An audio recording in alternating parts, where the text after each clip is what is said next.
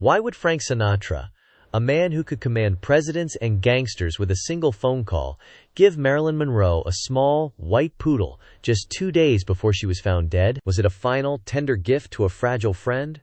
Or was it a message, a final piece on a chessboard so deadly that the world still refuses to see the moves? The official story paints Sinatra as the grieving protector, the heartbroken friend who tried to pull her back from the abyss. But the truth, buried under decades of carefully constructed Hollywood myth, is not about a friend. It's about an architect. Because Frank Sinatra didn't just watch the tragedy of Marilyn Monroe unfold, he helped build the stage it happened on. The year is 1960. America is standing on a precipice, a shimmering mirage of post-war optimism and the cold, stark terror of the atomic age. And at the heart of this mirage is a kingdom of neon and sand, ruled by a man with a voice of velvet and fists of iron. Frank Sinatra. He wasn't just a singer, he was a phenomenon, a force of nature who moved through the world with an entourage of sycophants, bodyguards, and men who carried their secrets in the lines of their tailored suits. He was the chairman of the board, and his boardroom spanned from the smoky backrooms of Chicago outfit bosses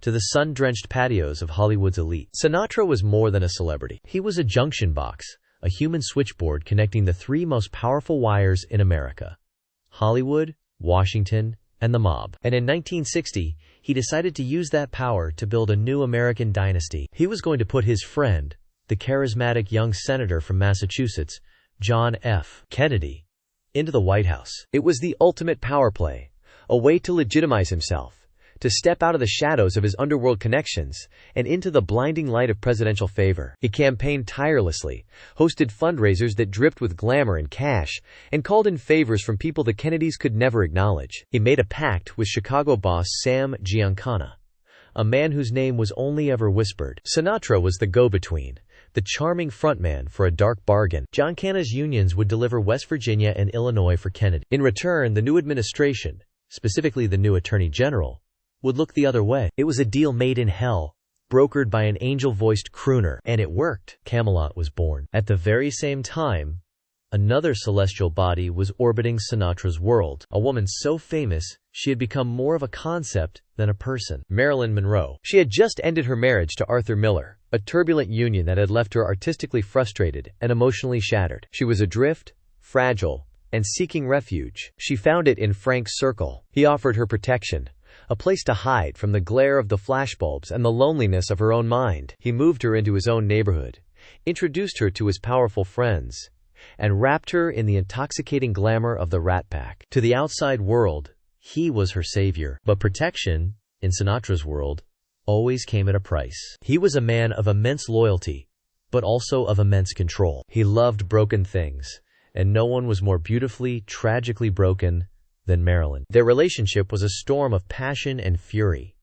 Not quite a romance, more than a friendship. It was an alliance of two of the most famous and most lonely people on the planet. He understood her demons because he shared them: the desperate need for adoration, the crippling insecurity, the terror of being alone when the applause faded. He provided a sanctuary, but the walls of his sanctuary had ears. This is the first rehook, a resetting of the narrative. Sinatra's friendship wasn't a selfless act of charity. It was a transaction, clouded by surveillance and control. The public saw him as a knight in shining armor, but behind the scenes, a different story was unfolding. Witnesses, years later, would speak of the strange atmosphere at his Cal-Neva lodge, the resort straddling the California-Nevada border that served as his private fiefdom. They spoke of two-way mirrors and hidden microphones. One former employee would later claim Sinatra had Marilyn's private chalet bugged. Why would a protector spy on the person he was protecting? The answer lies in the other guest Frank brought into her life, the man he was building a kingdom for: John F. Kennedy. Sinatra was the bridge. He made the introduction at a dinner party hosted by actor Peter Lawford, Kennedy's brother-in-law, and Sinatra's dutiful court jester. The spark between the president and the movie star was immediate, electric, and utterly catastrophic. For Kennedy, it was a dalliance, a conquest. For Marilyn, who had spent a lifetime searching for a father figure, for validation, for love, it became an obsession. She wasn't just sleeping with a man. She was sleeping with the presidency itself, with history. She thought it was love. Sinatra knew it was currency. Marilyn Monroe, the world's most famous woman, became the ultimate status symbol, the ultimate secret to be shared among the powerful. Sinatra facilitated the affair, providing his homes as discreet meeting places, his private planes as transport. And when Jack Kennedy grew tired of the game, as he always did, the affair was passed down, like a family heirloom, to his brother, the Attorney General, Robert F. Kennedy. This was different. Bobby was not Jack. He was colder, more ruthless, a puritanical man drawn into a world of sin he professed to despise. Their affair was shorter, more intense, and infinitely more dangerous, because Bobby wasn't just the president's brother.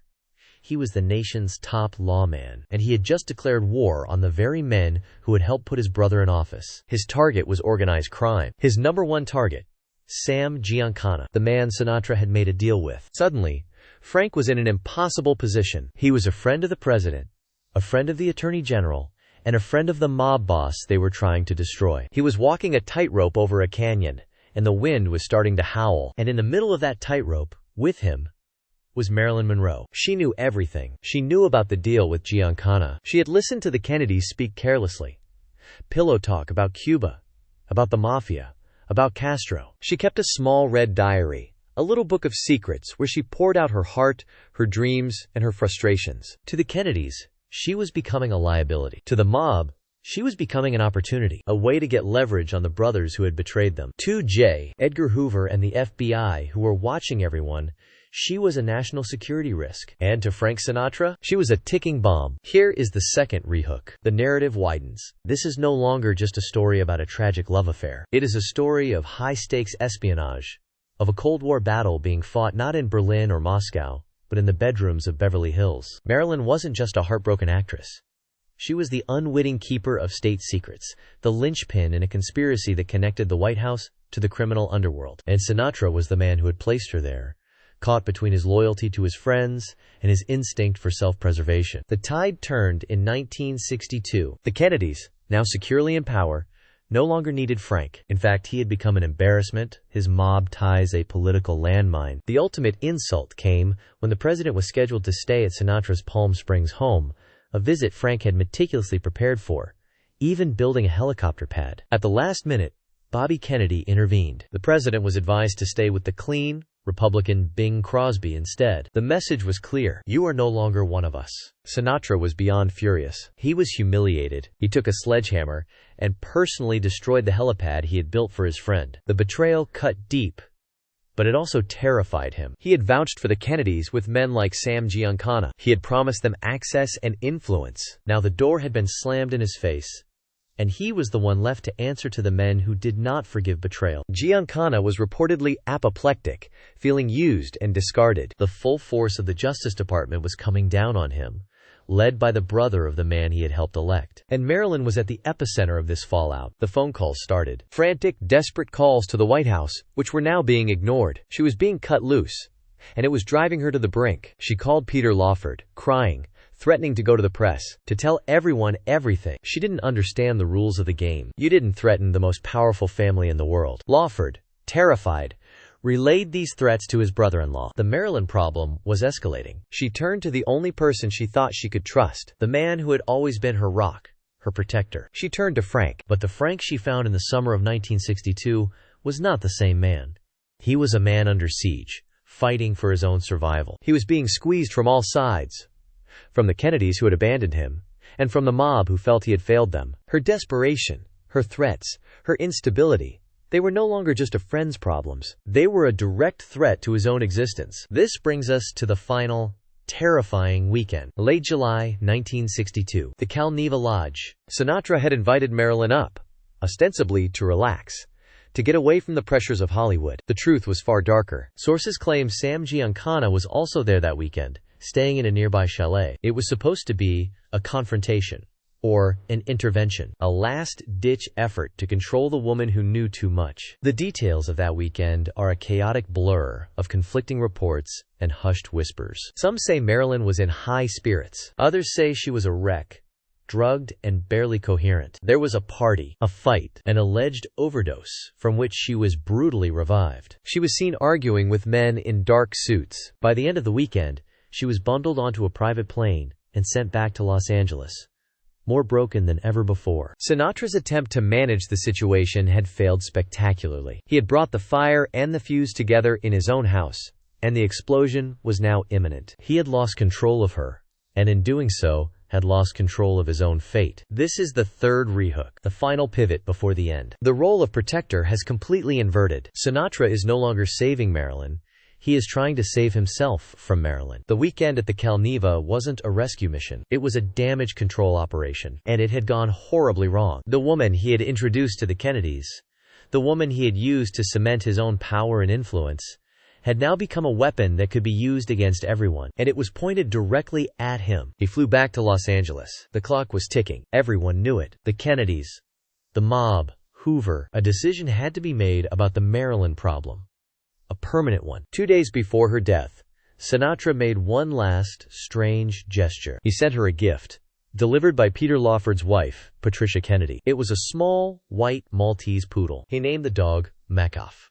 A cute, funny little joke. A reference to his supposed mafia connections. Or perhaps it wasn't a joke at all. In the paranoid, coded world they all inhabited, it could be seen as something else entirely. A final, chilling reminder of who was really in charge. A warning, the very last one she would ever receive. In her final 48 hours, her house was a flurry of activity. Phone calls were made. To Lawford, to her psychiatrist, to old friends. She was trying to reach out, to find a lifeline. She reportedly tried to call Frank Sinatra multiple times. He never took the call. He was at his Cal-Neva lodge, hosting a weekend of parties and gambling, surrounded by the noise and laughter of his court. On Saturday, August 4th, the night she would die, he was on stage, singing for a crowd that included Dean Martin and members of the Red Skelton Show. He was the consummate professional, the showman who never let the mask slip. But those who were there said there was something different about him that night, an edge to his voice, a tension in his shoulders. Back in Brentwood, 150 miles away,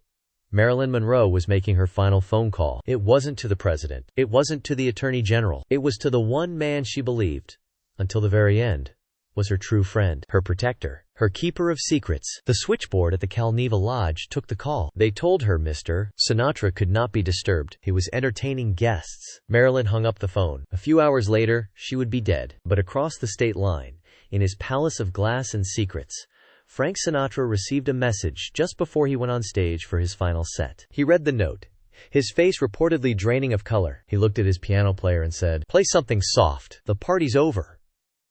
But here is where the story you think you know takes a terrifying turn. Here is the rehook, the pivot that changes everything. That note Sinatra received just before his final set, the one that drained the blood from his face, it didn't say Marilyn Monroe was dead. It said she was going to be. It was a command, an order, delivered to the chairman of the board in his own kingdom, telling him to stand down, to stay away, and to say nothing. The party wasn't just over for Marilyn. It was over for him too. Who had the power to give Frank Sinatra an order like that? An order he would obey without question? Was it the Kennedys?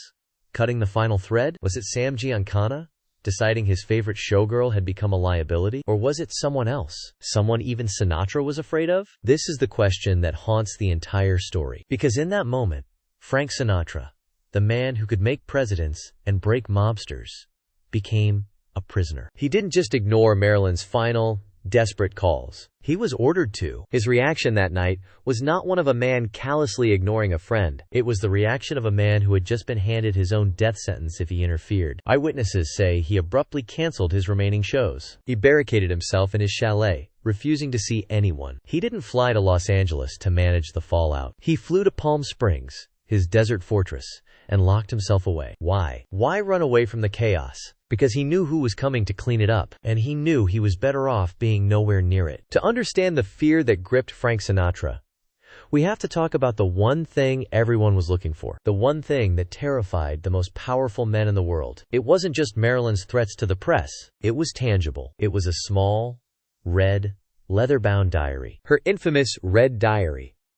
In it, she reportedly chronicled not just her affairs with Jack and Bobby Kennedy, but pillow talk secrets. Details about the mob, about Giancana, about Cuba, about plots to assassinate Fidel Castro. Information that, if released, wouldn't just cause a scandal. It would cause a constitutional crisis. It would be an act of war. The disastrous weekend at the Cal-Neva? It wasn't just an intervention. It was, according to some insiders, a final, frantic attempt by Sinatra, on behalf of the Kennedys and Giancana, to find and secure that diary. They had searched her home before. They couldn't find it. They thought maybe she'd brought it with her. They drugged her, they questioned her, they turned her room upside down, and they failed. She left the Cal-Neva, broken and terrified, but still in possession of the one weapon that made her untouchable. Or so she thought. Her mistake was thinking the game had rules, that her weapon was for negotiation. But for the people she was dealing with, there is no negotiation. There is only the elimination of the threat. When Sinatra failed to retrieve the diary, he sealed her fate. And the note he received that night was his notification of that failure. It was the mob,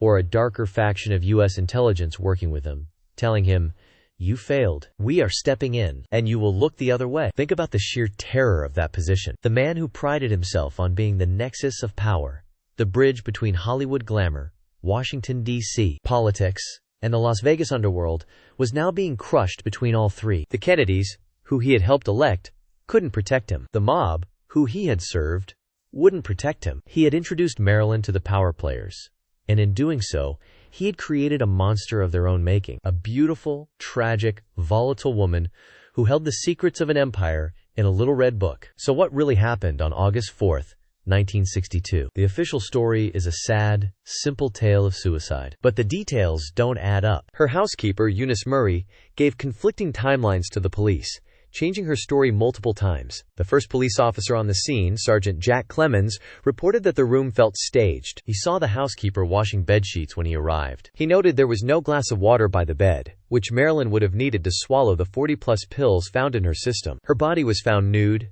face down, in a strange, rigid position. But the most chilling detail came from the ambulance drivers. They reported signs of lividity on her back, suggesting she had died lying on her back, and was then moved into the face-down position in which she was found. Why move the body? Why wash the sheets? Why the inconsistencies? Because, investigators now believe, the official scene was not the primary scene. Her death was not a quiet drift into oblivion. It was violent. It was a termination. And who was there? According to multiple sources, including a wiretap report from the LAPD's top-secret gangster squad, Bobby Kennedy was in Los Angeles that day. He was allegedly seen at Marilyn's house earlier in the afternoon, along with Peter Lawford. The story goes that he was there for one last, desperate search for the diary. The search turned into a violent argument. Marilyn became hysterical, and a call was made. A call to a cleanup crew. These were not clumsy mob thugs. The operation that followed was quiet, professional, and terrifyingly efficient. Some theories suggest a fatal injection of pentobarbital, administered not orally, but via an enema, which would bypass the stomach and leave no trace for a standard autopsy. This would explain the massive, lethal dose in her system without any pill residue in her stomach. It was a professional hit, designed to look like a suicide. And while it was happening, Frank Sinatra was on stage at the Cal-Neva, 150 miles away, providing himself with the perfect alibi. An alibi he was ordered to create. His subsequent actions speak volumes. For the rest of his life, Frank Sinatra refused to speak about Marilyn Monroe in any meaningful way. The woman he had championed, protected, and loved was suddenly erased from his history. He ordered his inner circle never to mention her name. When a friend tried to ask him what happened, Sinatra allegedly flew into a rage, shouting, "Don't you ever talk to me about her again. Ever." Was this the cold indifference of a man who had cut a friend loose? Or was it the terrified silence of a witness? A man who knew the full, horrifying truth, and knew that speaking it would get him killed. He had seen the machine up close. He knew what it was capable of. He had stared into the abyss, and the abyss had given him a direct order. The Marilyn problem had been solved permanently, and in its place, a new problem was created: the Sinatra secret. A burden he would carry, in silence and paranoia, for the next 36 years. But the diary? What happened to the little red diary? It was never found. Or more accurately, it was never publicly found. Did Bobby Kennedy find it that night? Did the cleanup crew take it? Or did Marilyn, in a final act of self-preservation, give it to someone for safekeeping? Someone no one would ever suspect. This missing diary remains the ghost in the machine, the MacGuffin, at the heart of America's most enduring mystery. Because if it ever did surface, it wouldn't just rewrite the story of Marilyn Monroe's death, it would rewrite the history of the 20th century. And Frank Sinatra's role in all of this becomes even more complex. He wasn't just a facilitator or a bystander. He was the gatekeeper. He held the keys to all the kingdoms: Hollywood, Washington, and the mob. He brought them all together, and he was there when it all fell apart. But the narrative of him being a powerful puppet master starts to crumble when you examine the aftermath. After Marilyn's death, and after JFK's assassination a year later, Sinatra's relationship with the mob frayed. His direct line to the White House was severed. He was, for a time,